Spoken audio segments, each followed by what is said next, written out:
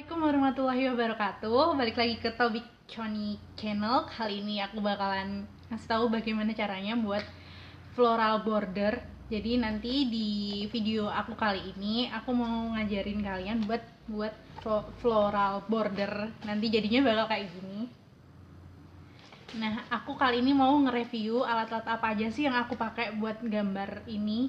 Jadi aku pakai sketchbook kayak gini. Kalau di Indonesia kamu bakalan gampang banget cari sketchbook kayak ini, tapi aku nyaranin buat pakai yang ukuran A4. Walaupun kalian beli sketchbook yang enggak waterproof, enggak untuk watercolor, tapi insya Allah yang A4 ini punya kualitas kertas yang lebih bagus daripada ukuran A5. Atau kalian mungkin mau yang lebih profesional atau pakai yang khusus untuk watercolor, aku nyaranin kalian buat pakai ini. Ini murah kok, aku beli di toko buku sekitar 21.000 atau mungkin lebih sedikit paling. Dan itu ukurannya emang kecil, isinya ada 12 lembar. Padahal kalau dibandingin sama yang lainnya, paling 5 lembar itu sampai 48.000 atau sekian, tapi ukurannya A4. Dan aku nyaranin buat pakai yang ini karena lebih murah, bakalan lebih terjangkau juga dan gampang dicari. Terus untuk watercolornya aku pakai ini. Ini salah satu watercolor yang termurah yang aku temuin, walaupun emang nggak yang paling murah tapi hitungannya murah. Terus ada lagi aku pakai Osama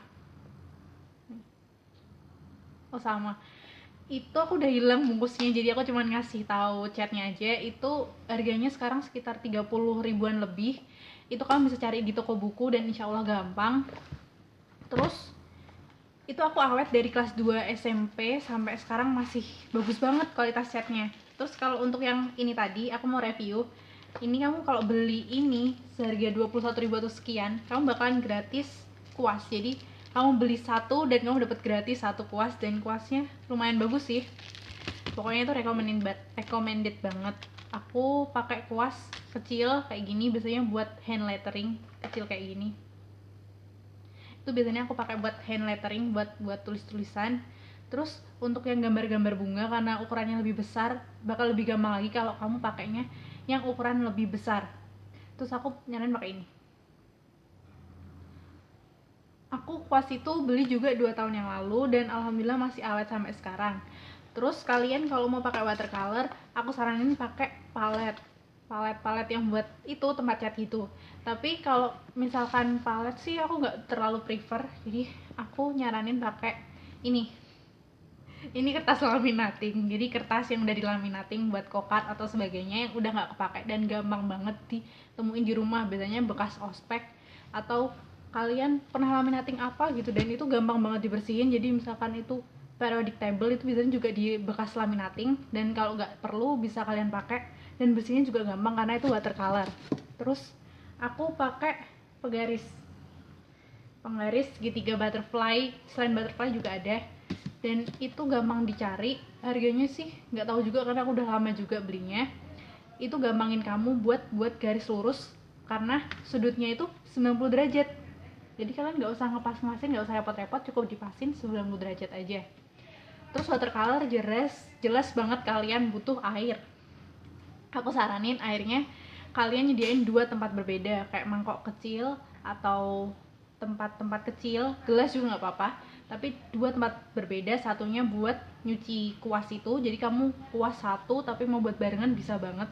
Terus satunya lagi buat kalau misalkan kamu mau ngencerin cat atau mau gambar kamu dikasih air.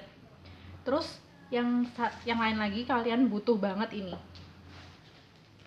kalian butuh tisu ini.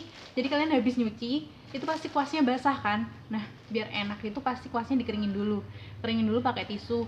Kalau misalkan kalian emang pencinta lingkungan, kalian bisa pakai yang lain kok, nggak usah pakai tisu tapi pakai sapu tangan atau gimana. Tapi menurut aku tisu itu gampang karena dia sifatnya nyerap air. Terus kalau udah kotor tinggal dibuang, jadi gampang. Tapi kalau sapu tangan udah terlalu basah buat ngeringin kuas, nanti kalian harus ganti sapu tangan lagi kayak gitu. Sekian review dari aku. Sekarang saatnya kita lihat caranya gimana buat floral border. Here we go. Jadi pertama-tama kita harus memberikan garis. Jadi garisnya itu diberikan 3 cm di setiap sisinya. Jadi kayak semacam kita buat border gitu deh di kertas sketchbook ini. Nah, fungsinya apa sih kita buat border ini? Jadi border ini yang bakalan ngawal kita gimana sih caranya gambar, tapi biar nggak keluar garis. Itulah kenapa namanya floral border, yaitu gambar-gambar bunga-bunga sepanjang border-bordernya aja. Nah, ini aku pengennya buat 3 cm di setiap sisinya. Tapi kalau kalian mau lebih atau mau buat yang lebih kecil lagi juga nggak apa-apa. Tapi untuk di video ini aku ngajarin gimana caranya buat border dengan sisi 3 cm di setiap sisinya.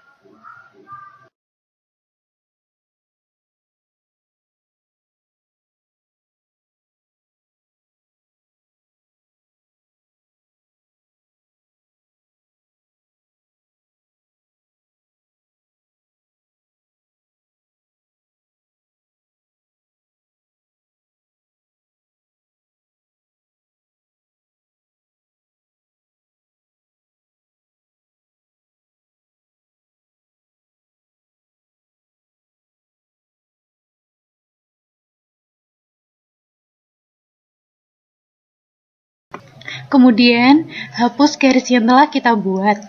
Dibuat tipis-tipis aja sih, jangan sampai hilang. Maksudnya itu biar lebih gampang karena ini kita pakainya kertas yang bukan watercolor.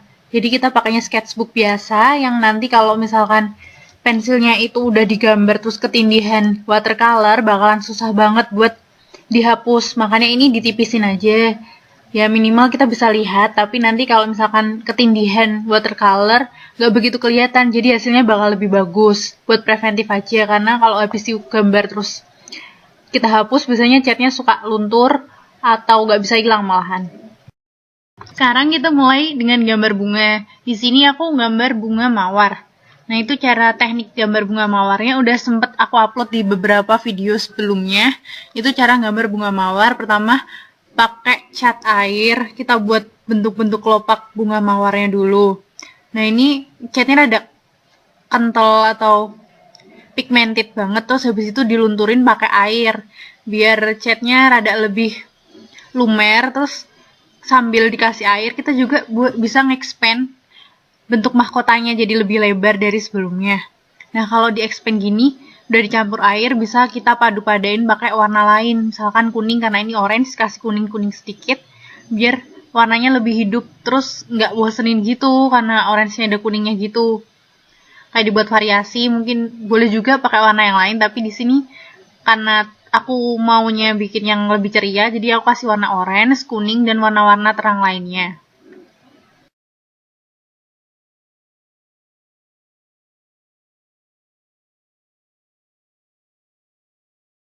Nah, sekarang aku mau nyontohin ini, aku gambar bunga krisan.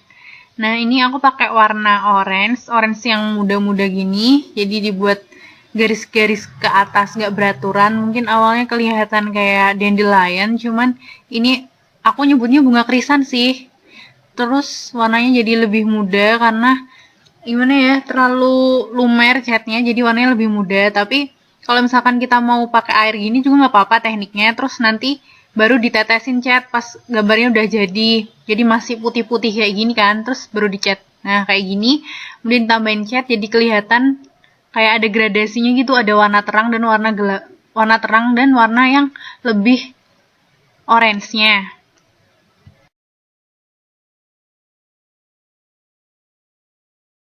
Terus selanjutnya nih aku mulai gambar mawar lagi, cuman di mawar yang kali ini aku pakai warna kuning. Seperti konsep sebelumnya, aku pengen kelihatan lebih ceria, jadi aku pakai warna yang terang. Dan ini aku pakai kuning. Pertamanya pakai yang kayak tadi sih, rada lebih kental catnya, terus dilunturin pakai air, terus diekspansi mahkotanya. Terus ini aku ngepasin garisnya jadi kelihatan kayak ada 90 derajatnya. Terus habis diekspansi, dia kuning, bisa ditambahin orange atau mau kuning aja juga nggak apa-apa. Terus habis itu gambar bunga krisan lagi, yang ini pakai kuning. Jadi gambarnya paling cuma isinya mawar, krisan, sama daun-daun aja sih. Terus diulang aja sampai kalian ngerasa cukup, terus bordernya udah cukup penuh sama bunga-bunga.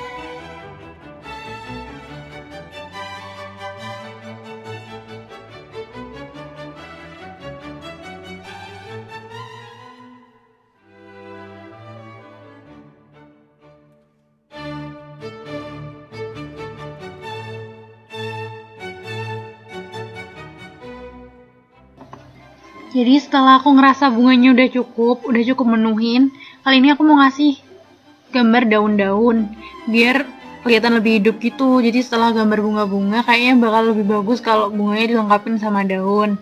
Jadi biasanya aku gambar teknik daun itu, aku buat satu daun, terus daunnya itu aku perpanjang kayak dikasih tangkai ke belakangnya, terus sisanya tinggal dikasih daun-daun lagi kayak gini. Terus ini aku pakainya warna hijau muda, nyesuaiin tema lagi. Tapi kamu bisa kok pakai warna daun-daun yang lain. Cuman kalau warnanya hijau muda gini kayak membawa kesan cerah aja. Jadi aku kasih warna hijau muda. Kalian bisa kasih daun macam-macam kok, nggak harus daun yang seperti aku gambar karena ini sisa bagian putihnya itu nggak begitu banyak. Jadi aku pakai daun-daun yang kecil-kecil aja. Jadi biar ada aksen hijau-hijaunya di tempat-tempat kecil pun juga bisa diisi daun. Jadi ini bagian yang masih sisa putih-putihnya kan masih rada banyak. Kalian bisa kasih daun, bisa kalian gambar bunga lagi. Itu optional, cuman aku lebih seneng dikasih daun biar ada sedikit space bunga-bunganya jadi ada yang pemisah gitu. Jadi ada daun-daunnya, ada bunga-bunganya beda-beda warna. Apalagi kalau dikasih daun, buat setiap pemisahnya bakalan kelihatan lebih unik lagi.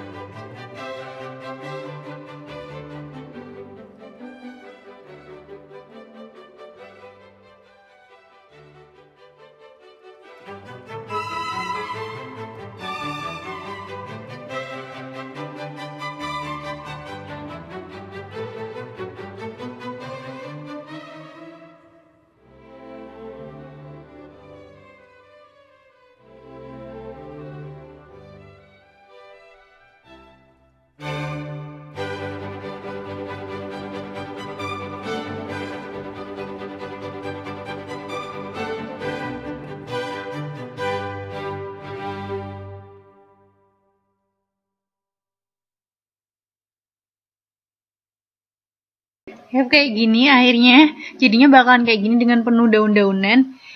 Kalian bisa ngasih bagian putih di tengahnya itu bisa hand lettering, bisa kalian tempelin gambar atau dibuat greeting card. Selamat mencoba teman-teman. Jangan lupa subscribe dan like-nya ya. Terima kasih.